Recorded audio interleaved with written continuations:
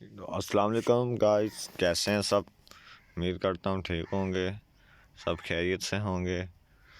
तो मेरा नाम है मुबीन, आप मेरा यूट्यूब चैनल देख रहे हैं एनालिसिस कंसेप्चुअल। तो आज की हमारी इस वीडियो का टॉपिक होगा फेक ब्रेकआउट्स। मार्केट की जो मैनिपुलेशन होती है, जो रेजिस्टेंस ब्रेक होती है लेकिन वो बाद में ब्रेक होने के बाद फिर नीचे आ जाती है, तो वो फेक ब्रेकआउट्स और ब्रेक डाउन को हम देखेंगे। और ये हमारा पार्ट होगा जो हम कोर्स करवा रहे हैं फॉरेक्स फॉर बिगनर्स, ये उसमें ऐड होगा, तो आप उधर से जाके एक्सेस कर सकते हैं। तो हमने काफ़ी चीज़ें क्लियर कर ली हैं, जिसमें सपोर्ट है, रजिस्टेंस है, उसके इंट्रोडक्शन है, सप्लाई है, डिमांड है, और ट्रेंड लाइन को कैसे बनाना है और उसको कैसे यूज़ करना है, ये भी हमने काफ़ी देख लिया है। तो आज की हम इस वीडियो में देखेंगे फेक ब्रेकआउट्स को हम कैसे आइडेंटिफाई कर सकते हैं ताकि हम लॉस से बच सकें। तो जो न्यू रिटेल ट्रेडर होते हैं उन्हें नहीं समझ आती, तो वो फेक जो ब्रेकआउट्स होते हैं उनका शिकार हो जाते हैं और मार्केट उनका एस हिट करके दोबारा अपनी जो पोजीशन में होती है चली जाती है। तो सबसे पहले फेक ब्रेकआउट्स होता क्या है, तो सपोज़ मैं आपको बताता हूँ। हमारे पास है ये एक सपोर्ट है, और सॉरी ये एक है रेजिस्टेंस, और ये है एक सपोर्ट। अब मार्केट इधर खड़ी है रेजिस्टेंस पे, वो सपोर्ट पे आई है, लेकिन सपोर्ट को चाहिए कि मार्केट को ऊपर भेजे, लेकिन ये सपोर्ट से थोड़ा सा डाउन आ गई है। तो लोगों को लगा कि ये अब ब्रेक हो चुकी है, तो अब हम इसमें शॉर्ट की एंट्री या शेल की एंट्री प्लेस कर सकते हैं। लेकिन मार्केट कुछ टाइम बाद दोबारा इस सपोर्ट को लेके ऊपर चली जाती है। तो ये वाली जो चीज़ थी, ये फेक ब्रेकआउट था, जो न्यू ट्रेडर हैं या जिनको नहीं समझ के इधर से ब्रेक डाउन हो चुका है या नहीं, तो इस वजह से इधर से लोग काफ़ी, और इधर से लोगों ने सेल किया होगा, स्टॉप लॉस कुछ इधर होंगे, इधर होंगे, इधर होंगे, इधर होंगे, तो मार्केट ऊपर जाती जाती है, सेल उनके हिट करती जाती है।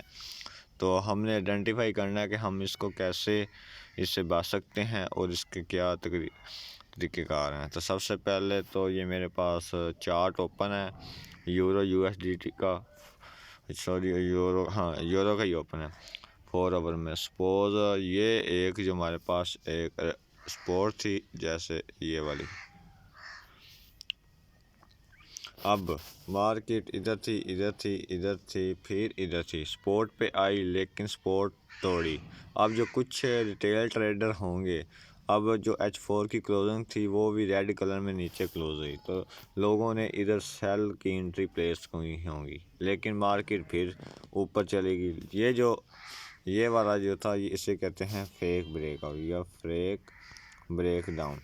तो मार्केट इधर लोगों ने सेल की एंट्री प्लेस की, ऊपर ऐसा रखे होंगे, मार्केट ऊपर गई और ऐसा हिट कर दी, लेकिन उसके बाद मार्केट फिर नीचे आई। अब हमें कैसे पता चलेगा कि ये जो ब्रेक डाउन है ये असली वाला है। फॉर एग्ज़ाम्पल अब इधर तो फेक ब्रेक डाउन था, लेकिन अब दोबारा मार्केट नीचे आई, नीचे क्लोज दी। अब हमने कंफर्मेशन लेनी है कि जो अगली कैंडल है वो भी तकरीबन बेरिश बने।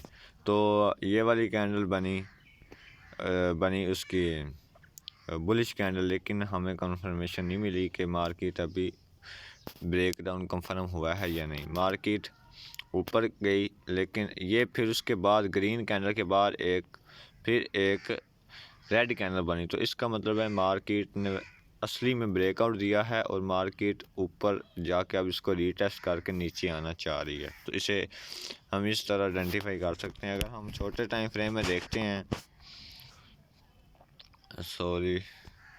अगर हम सपोज 30 मिनट के टाइम फ्रेम में देखते हैं, जैसे ये वाली हमारे पास एक सपोर्ट लेवल, ये वाला, तो हमें कैसे पता चलेगा कि ब्रेक ग्राउंड सही है। सपोज मार्केट आई, इधर आई, फिर इधर से सपोर्ट मिली, मार्केट ऊपर गई, फिर इधर से ये वाली सपोर्ट टूट गई, और उसके बाद एक रेड कैंडल में जो क्लोज हुई है वो ब्रेक वो नीचे जो सपोर्ट के नीचे क्लोज हुई वो रेड कैंडल हुई है, तो उसके बाद फिर एक रेड कैंडल बनी। तो इसका मतलब है कि ये जो ब्रेकआउट है ये असली है। तो आप इसमें सेल की एंट्री रखें और एस इससे थोड़ा सा ऊपर रखें, तो इस तरह हम इसको फाइंड कर सकते हैं। अभी हम और देखते हैं थोड़ा सा, अगर हमें इधर से कोई एंट्रीज वगैरह मिल जाएंगी। सपोज जैसा कि ये है, ये एक रेजिस्टेंस लेवल था ये वाला, मार्केट गई ऊपर, इधर से रिस्पेक्ट मिली, फिर डाउन, फिर ऊपर गई, रेजिस्टेंस से रिस्पेक्ट मिली, फिर डाउन। इस तरह मार्केट फिर इधर तक आ गई, लेकिन मार्केट ने जो क्लोजिंग दी वो ऊपर एक ग्रीन कलर में दी। तो लोगों ने समझा होगा कि इधर से ब्रेकआउट हो गया, तो हम बाय की ट्रेड इंटर करेंगे। तो उसके बाद जो कैंडल बनी वो बनी एक रेड। तो ये जो ब्रेकआउट था ये फेक ब्रेकआउट था, हमें कंफर्मेशन का इंतज़ार करना चाहिए था। जैसे ये फर्स्ट कैंडल बनी थी ग्रीन, तो उसके बाद फिर एक ग्रीन कैंडल बननी चाहिए थी जो कि प्रीवियस ग्रीन कैंडल का हाई को ब्रेक करे, फिर हम बाय की ट्रेड इंटर करनी थी।